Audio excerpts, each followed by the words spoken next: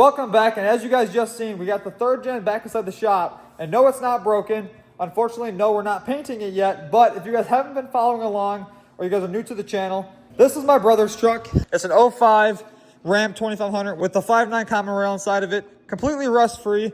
We did a sport front end conversion on it, and when we painted it, the paint didn't match because the factory paint on the truck is very, very faded. Bought the truck, it was bone stock. He went ahead and threw it on some TIS 2414s immediately, and then he went to Florida for about a week, and I thought that'd be the perfect time to surprise him with building his dream truck. I went ahead and did a 5-inch lift on it, the dual steering stabilizers, an Airdog fuel system, a 5-inch exhaust. Infinite Customs came through, hooked us up with a sound system along with letting us use their shop to get all of this stuff complete. That way it wasn't back here at home to where he could see it or his friends could send him a Snapchat when I was in the process of building it before I surprised him with building this truck. But today we have a new product that we're using on the truck. I've never done this before on a build. I've always talked about doing it on one of my trucks. My brother wanted these really bad, so what they are is TSO sent us out a frame overlay kit for the front of this third gen. They also went ahead, hooked us up with a 5 to 8 inch exhaust tip.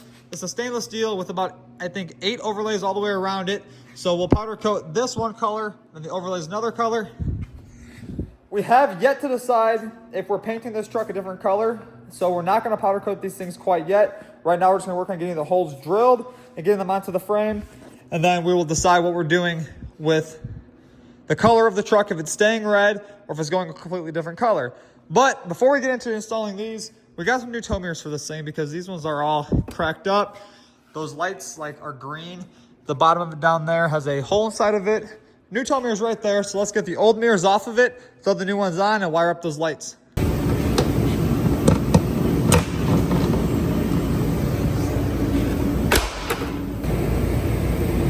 Yeah, that looks a lot better than this old busted up pile of garbage. One mirror is on. We're gonna get the second one off, but I guess the bolt is like stuck. Oops. What happened there? I don't know. Bolt stuck inside there. Old mirrors were off. Like I was saying, that one's on. Now he has to get this stud out of there because that one kind of got stripped out on the old mirror. Second mirror's on. I'm gonna start having him run around with his mirrors folded up like that. What do you guys think? Should he run it with the tow mirrors up? Yeah, I don't think so. Please, if you guys have your tow mirrors flipped up, fold them back down. It looks like a moose riding down the road. It does not look right. The mirror folded down looks a lot better.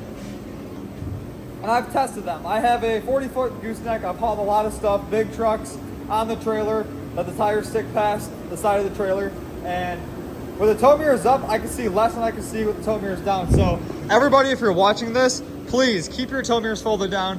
But we got that one on. He is throwing this door panel back on this side. You'll be able to see a lot better out of these mirrors because the old ones are all cracked up and garbage. And nothing beats having a fresh, clear mirror on your truck. So what's next? We gotta get these wheel liners out on both sides. He's got to unhook his rock lights, and I don't think we have to do any type of moving of any brake lines. I'm pretty sure those frame overlays go over the brake lines and hide them. So let's get the wheel liner out right quick and then see where these things sit. Get the holes drilled where those drill into the frame. We went ahead and got a tap to tap the frame, some longer screws, and yes, so drill tap the frame, and then those things go right on.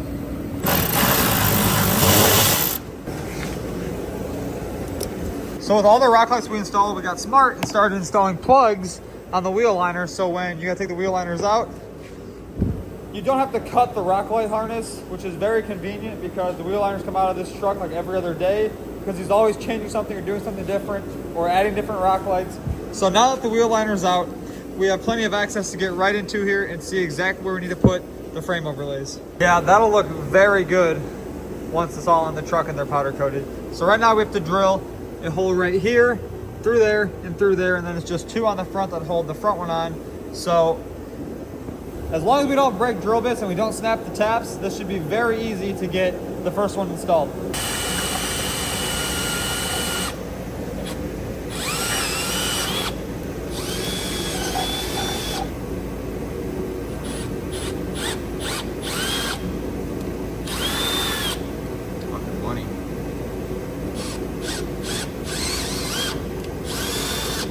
That just went a lot smoother than I thought. I've had to drill and tap out 1/4 holes for like the lift kits, and drilling through the 1/4 plate after it's laser cut is not that easy, but that went through like effortless. So far these things are a must because that one is going on in literally 30 seconds.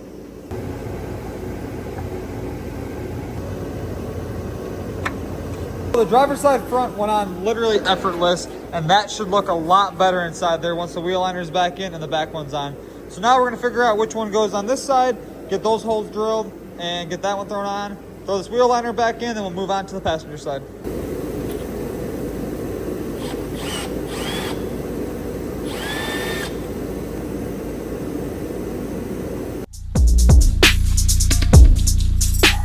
Driver's side frame overlays are done, and now we're gonna move on to the passenger side.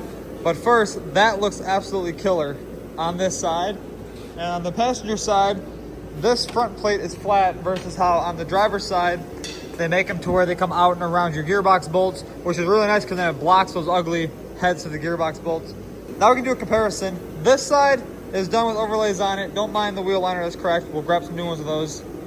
Versus this side that looks old and ugly. Now looking at it, this frame is hideous without overlays on it, so I think I'm about to order 2 more sets, 1 set for the Mega Cab, and then 1 set for the big second gen. Actually, no, 3 sets. The 3rd set for the big Mega Cab.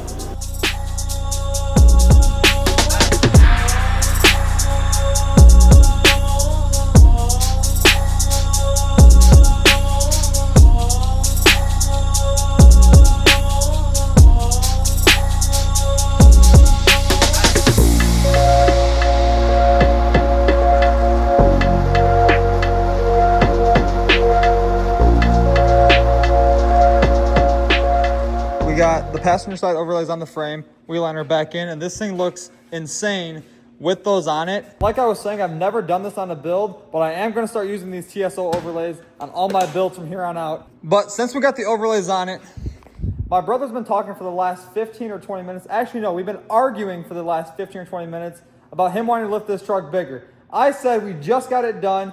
I think you should focus on getting it painted first. He keeps saying, I want it bigger, like 4 to 6 more inches higher. He doesn't realize 4 to 6 more inches on this truck is going to put that body above the tire, which then helped to buy bigger tires for it. And I said, why don't we just do air ride on the rear to where you can adjust the rear up and down, then eventually we'll build an air ride for the front. But he keeps saying he wants coilovers, which we could do coilovers very easily and lift it up higher because Rough Country makes a Vertex shock for the Fords and for the 13 and newer Dodges. They don't make the Vertex kits yet for the old style frame because this right now has the shock in the center of it and the spring versus the new style frames have the shock on one side and then the spring next to them. I can build brackets to make a coilover fit on this and then mount the shock on the outside of the coil bucket. And I have something here with us. I think this is why he got his idea of lifting it bigger because he's seen what I threw in his back seat on the way to the shop. Why don't you go grab what has been laying in the back seat that you won't stop bugging me about? That's what you want? Yep. For what? Go bigger. You want to go bigger with it? Yep. When you build this practice, make it even bigger.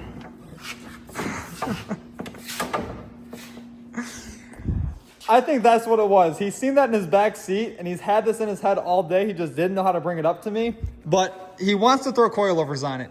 So this is a Rough Country Vertex shock off of a 674 that I've had laying around for a while.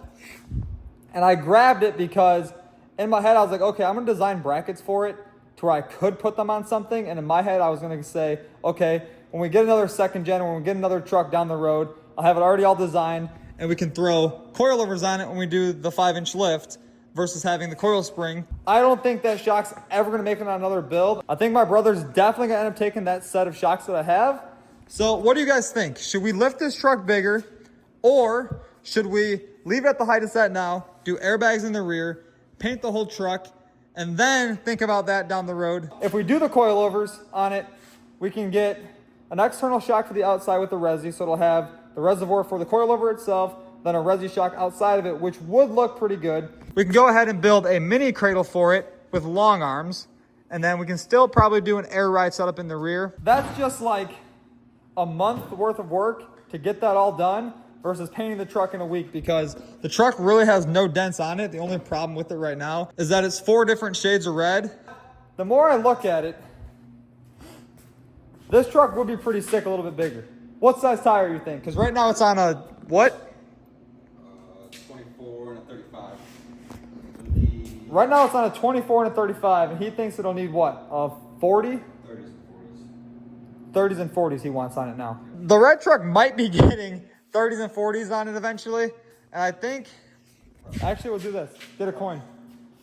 We'll flip a coin to see what we do. So if it hits heads, we'll paint it and do whatever you want to it. But if it's tails, then we're doing 30s and 40s and making it bigger. And it hits tails. So No. We're doing 30s and 40s, making it bigger. We'll leave it 50 shades of red and just make it bigger. I have this thing for doing coin flips, and right now I'm like up with coin flips, and after this one I now have to do coilovers and a mini cradle and all that stuff with them. So that solves that problem. So in the near future, you guys will end up seeing this truck on coilovers in the front with a long arm kit, a mini cradle, the external shock, airbags in the rear, traction bar from the mini cradle to the rear end, and possibly we'll do 30s and 42s. I'm thinking we keep the 26s and just buy 40s for it for the winter. And then next year, we'll get 30s and 42s for it before show season hits. Let me know what you guys think on making the coilover kit for this truck. It would probably ride at about a 6 to a 10-inch lift with adjustability inside of the kit. But that being said, the truck looks amazing. Frame overlays definitely changed the whole look of the truck, especially when they're all powder coated. But in the near future, you guys will see this truck on coilovers. We have a lot of work to do now, so that's going to end today's video. Be sure to like, comment, subscribe, and I'll see you guys in the next one, maybe with coilovers. Yes, possibly. See you, bye.